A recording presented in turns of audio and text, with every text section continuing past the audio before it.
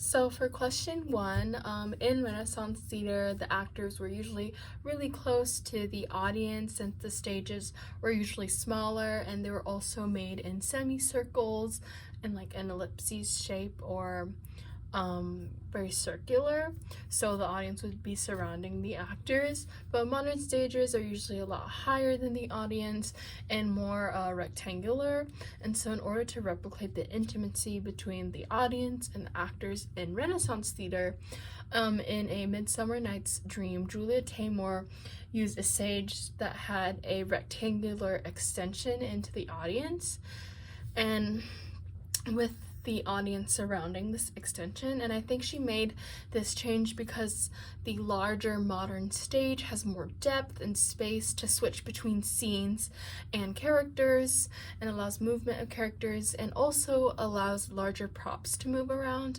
And because the audience can experience the depth of the stage, because it is so large, they're more immersed into the world of the play. And for question two, around 45 minutes, the children are singing and moving props and items, and the high-pitched voices of the children while singing create a more magical and mysterious effect for the scene. And the fact that the children are much smaller than the adult characters stand out more. They look a lot larger, and it kind of creates this illusion that these characters within the fairy world are very large and mystical. And around an hour and 30 minutes, the children are all in black, screaming and moving the adults around to look like they're flying in the fairy world.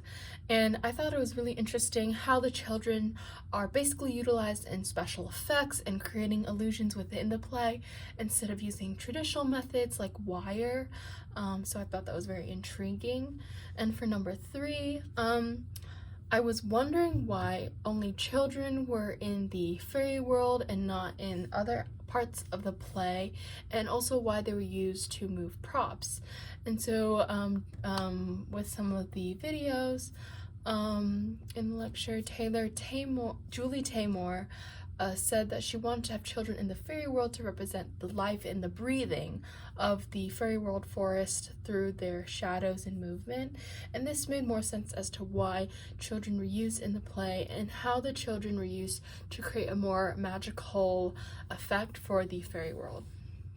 Question four, I said that A Midsummer Night's Dream shows that love and power can go hand in hand, because a lot of people make sacrifices and risks for the people they're in love with, and that can cause them to lose power over themselves and lose part of their identity because they're sacrificing so much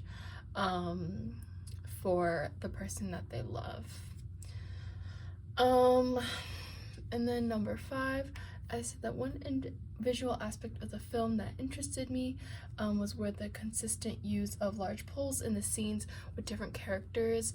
I like that it tied in the different scenes with different characters and also contributed to the dreamlike setting of the play. And I liked how the poles were creatively used to look like a forest, and they just had a lot of different uses instead of a traditional kind of like backdrop in the play. And my first question is, what other elements of the play do you think added to the magic and otherworldly setting of the fairy world? And two, what do you think that the concept of this play could be translated into an even more modern day setting with modern day characters?